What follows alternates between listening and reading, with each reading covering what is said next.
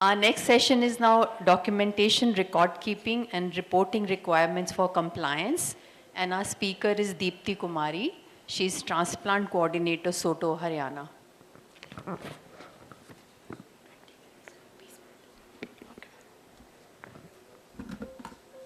Good afternoon all. I'm Deepti, Transplant Coordinator from Soto, Haryana.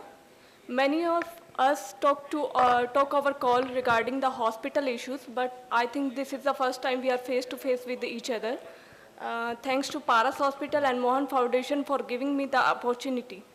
Now, as far as today's topic is all about living donation. What is living donation? First of all, we should know about donation. What is donation? Act of giving without any pressure and without any hidden aspect. और जहाँ तक organ donation की बात है तो organ donation में आपको पता है कि अगर कोई भी ट्रांजैक्शन कोई भी कुछ भी कमर्शियल अगर है तो वो पनिशेबल होता है। तो यहाँ पर अगर हम बात करते हैं documentation, what is documentation? Any communicable material that is used to describe, explain about any features or about the procedure of something. ठीक है, डॉक्यूमेंटेशन क्या है? कम्युनिकेशन का कोई भी मटेरियल जो डिस्क्राइब करता है किसी भी प्रोसेस को, किसी भी प्रोसीजर को। Importance, why it is important? First, legal protection. Doctor Ajay ने पहले अपनी स्लाइड्स में बताया था कि first protect your back side first. सबसे पहले अपने आप की सेफ्टी रखो। इस दुनिया में आप जहाँ पर भी है, जो भी काम कर रहे हैं, तो सबसे पहले आपकी अपनी सेफ्टी ज़रूरी है। तो लीगली प्रोटेक्ट करता है डॉक्यूमेंटेशन आपको। कई बार क्या होता है कि जैसे बीइंग ए पार्ट ऑफ सोटो हरियाणा, मैं जब काम करती हूँ तो मेरी हायर अथॉरिटी पूछती है कि कई बार जो हमारे इश्यूज़ होते हैं तो हम कॉल से ही निपटा देते हैं कि हाँ भाई चलो ये इशू आ रहा है, आप ये कर लीजिए, वो कर लीजिए। लेकिन जब बात आती है एंड दिन के ख़त्म होने की तो मेरी अथॉरिटी मेरे से पूछती है कि आपने किया क्या है। कोई भी आपसे भी सेम सवाल कर सकता है कि आपने क्या किया है। अगर आपके पास प्रॉपर डॉक्यूमेंटेशन अगर उस चीज़ की होती है तो आप अपने आप को प्रोटेक्ट कर सकते हो। नेक्स्ट है कम्युनिकेशन। कम्युनिकेशन का एक मीडियम है डॉक्यूमेंटेशन, कि आप कम्युनिकेट कर सकते हैं अपने इश्यूज़ को, अपनी बात को अगले बंदे से। Knowledge sharing, no doubt. Compliance and accountability, जो भी आप कर रहे हो आपके पास एक प्रॉपर रिकॉर्ड होना चाहिए कि आपने क्या किया और किस लिए किया और किस तरीके से किया। तो जो डॉक्यूमेंटेशन है ये इंपॉर्टेंट है legal protection, communication, knowledge sharing, compliance और अकाउंटेबिलिटी के लिए। Next, in case of living donation, what are the document we require for living donation? तो ऑलरेडी सभी पहले के उसमें सारा कवर हो चुका है, बट फिर भी एक क्विक हम स्लाइड्स में जाएंगे। फर्स्ट है information as applicable, form number 1, 2, 3 and 11। 1 is for near related, 2 is for spouse, 3rd is for other than near related and 11 is application form with respective document as per format given in the transplantation of human organ and tissue rules 2014. Next है copy of form 16 or 17, certificate of registration or renewal of hospital as transplant hospital. Next है treatment certificate from transplant physician and surgeon stating recipient diagnosis and recommendation for organ transplant and that the recipient, donor and other significant family has been explained about the organ donation, transplant surgery, its possible outcome, complication, need for lifelong immunosuppressant, medical expenses, donor risk and need for regular follow-up for which they have expressed their willingness and acceptance. मतलब treatment certificate जो होगा उसमें सब कुछ होगा, आपके patient को क्या क्या बताया गया है, क्या इसके आउटकम है, लाइफ लॉन्ग जो भी दवाइयाँ चलेंगी उसके ट्रीटमेंट का खर्चा कितना होगा, तो उसमें सब कुछ बाकायदा बताया जाएगा। पेशेंट को सब कुछ एक्सप्लेन होना चाहिए जो भी प्रोसीजर उसके ऊपर किए जाने वाला है। नेक्स्ट है histocompatibility report of donor and recipient, HLA cross match, HLA typing, DNA profiling to establish genetic relationship between living donor and recipient from NABL accredited lab in form number 5. It is applicable only for near related donors. Next, blood group report of recipient and donor. This is a basic report. certificate from a registered psychiatrist regarding psychiatric assessment and fitness of donor and recipient. Next is Form 4 for certificate of medical fitness of living donor to be given by RMP, registered medical practitioner. Next is police verification report of recipient and donor residential address and criminal report, if any. The photograph of both recipient and donor should be duly signed across and stamped by in charge of the police station issuing the verifications report. It is applicable for related, unrelated swab foreigner within or out of the country. Next, in addition of above, in case of proposed transplant is between unrelated person, appropriate evidence of vocation, occupation and income of the donor as well as recipient for the last 3 years must be enclosed with application form number 11. It is clarified that evidence of income does not necessarily mean the proof of ITR, keeping in view that applicant in given case may not be filling ITR. In case कि ITR के अगर category में applicant नहीं आता है तो वो उसको हम छोड़ सकते हैं. Next, attested true copy of ration card, passport, means ID, basic ID, government ID, ration card, passport, marriage certificate, family photograph, passport size photograph of recipient and donor, child birth certificate, domicile, address proof, Aadhaar card where necessary. Or it must be original shown during the meeting. Next, affidavit by recipient on stamp paper stating his complete family tree including self. जो affidavit होगा recipient का भी होगा donor का भी होगा उनका complete family tree है उसका उनको प्रोवाइड करना पड़ेगा. Affidavit by recipient on stamp paper stating his family members with age, profession, relation, blood group and giving the reason why family members cannot donate the kidney with proof and documents. अगर कोई medical report है उनकी तो वो भी उनको attach करनी पड़ेगी of near relative if they can not donate on medical grounds. Next है affidavit by donor on stamp paper stating his complete family tree including self. Next is affidavit by donor on stamp paper giving reason for organ donation and mentioning the fact and proof in spot of reason. Next, affidavit by next of kin of donor on stamp paper giving permission approval for organ donation. The next of kin in case of female donor is from maternal family member, that is father, mother, brother and sister, who give the approval for organ donation proposed. Next, affidavit by next of kin of recipient on stamp paper permission for the permission approval for organ donation and transplant. All the affidavit should be registered in notary register and should bear the same registration number.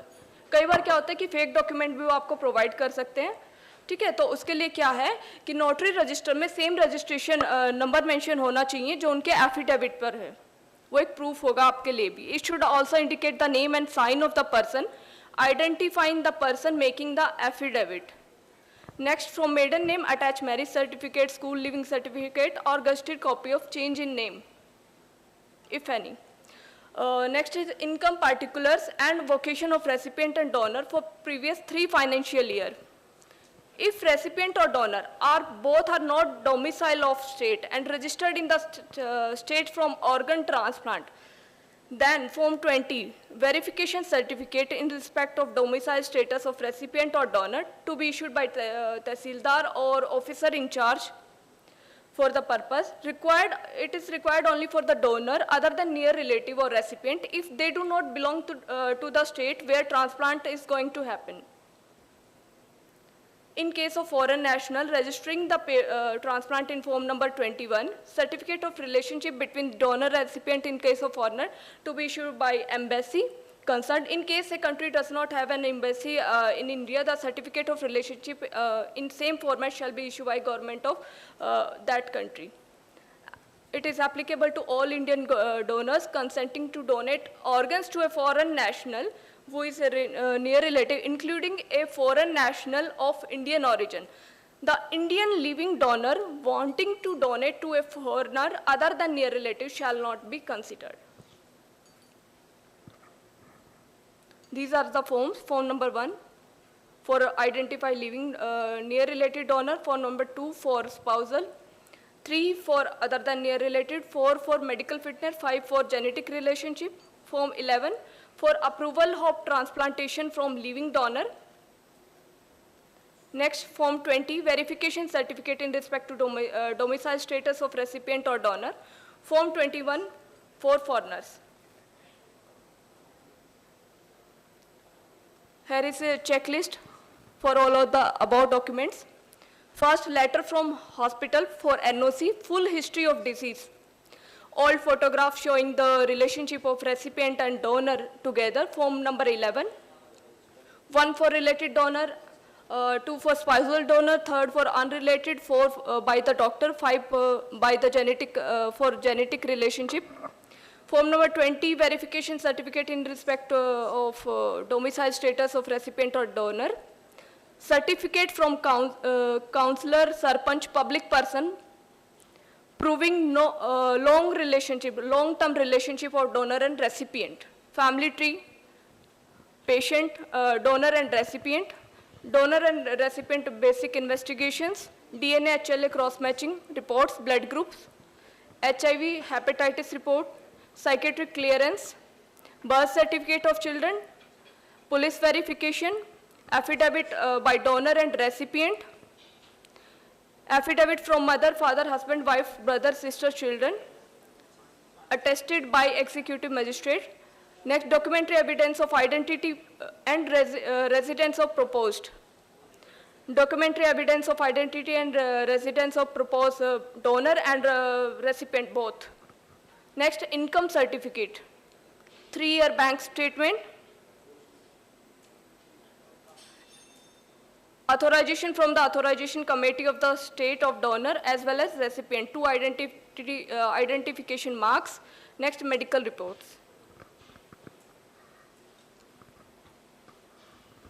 ये सब parts पहले वाले जो भी lectures थे उसमें cover हो चुके हैं. नेक्स्ट है रिपोर्टिंग.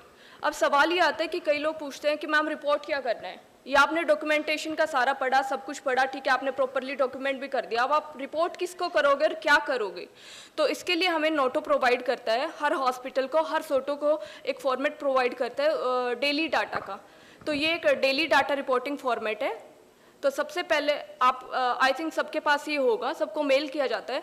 और एक सवाल यहाँ ये आता है कि कई लोग पूछते हैं कि मैम डेली डाटा कितने टाइम तक हम सबमिट करा सकते हैं. डेली डाटा से आप क्या समझते हो? डेली डाटा मतलब आपको डेली करना है, विदिन 24 आवर्स करना है, ठीक है, इट्स ओके, आप 48 आवर्स तक कर सकते हैं. लेकिन ये नहीं कि आप 1 वीक के बाद कर रहे हैं, 2 वीक के बाद कर रहे हैं, है ना. तो उसमें क्या क्या आएगा? First serial number, next date of transplant, next recipient NOTTO ID, recipient name, age, sex, blood group, basic diagnosis of recipient, recipient family, phone number, nationality, hospital and the state where transplant is going on, transplant done. Next, transplanted organ, single है, dual है, split है, wall है, multi organ है. Next, allocation approved by Noto, Rota and Soto. In case of living donation, there is not to mention this.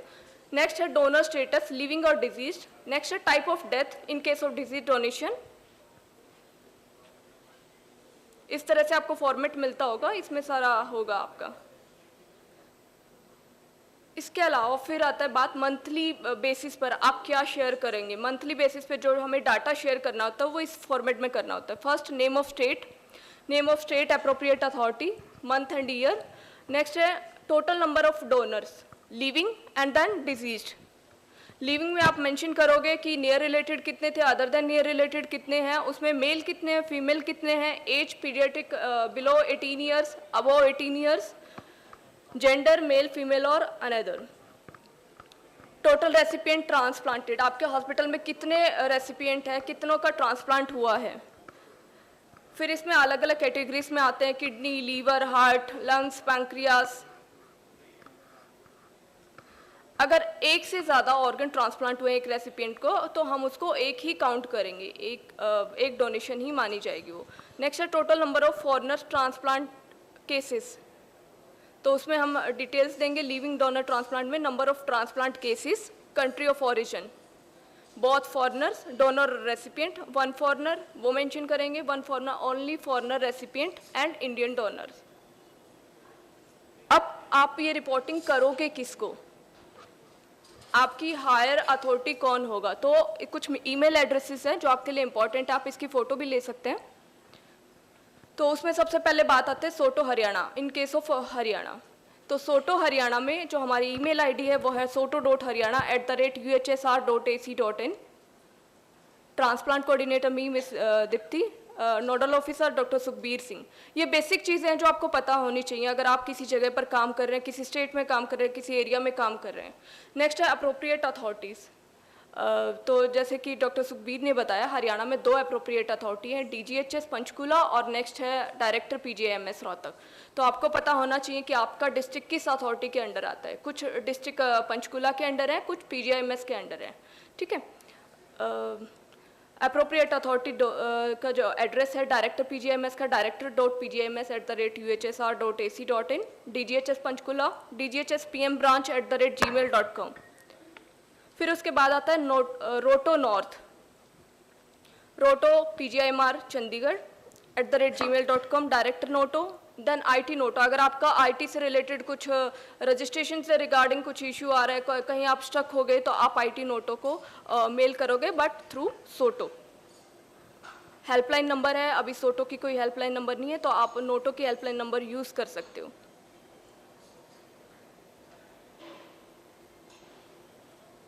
It's all about Soto Haryana. State organ and tissue transplant organization is a state organization established to advocate organ donation and transplant activities across the state. IEC for organ donation pledging, registry training and sensitization.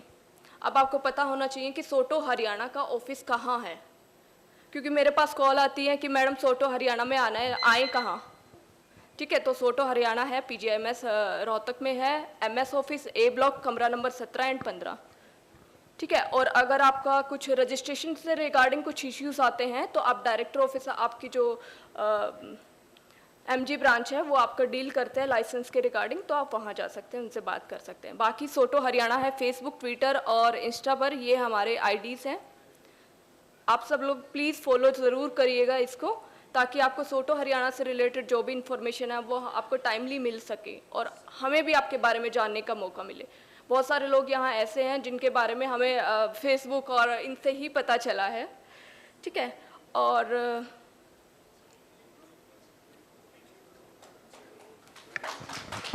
एक request मैं personally तौर पे यहाँ करना चाहूँगी। देखो, दो तरह के लोग काम करते हैं, ये मैं हर पेशेंट को बोलती हूँ। जो भी पेशेंट सोटो हरियाणा में अपनी प्रॉब्लम लेके आते हैं, तो कि मैडम उसने ऐसी बदतमीज़ी दिखाई, ये किया वो किया, ठीक है, वो हमारा काम नहीं कर रहे।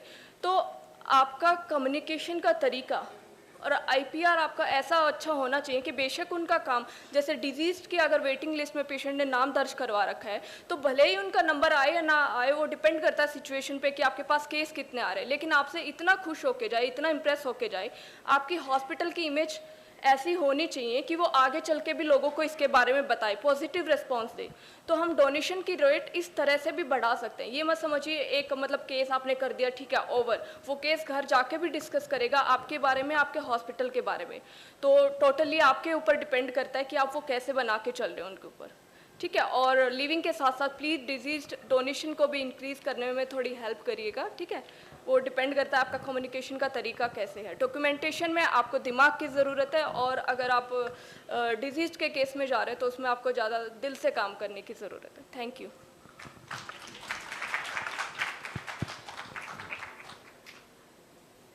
Thank you, Deepti.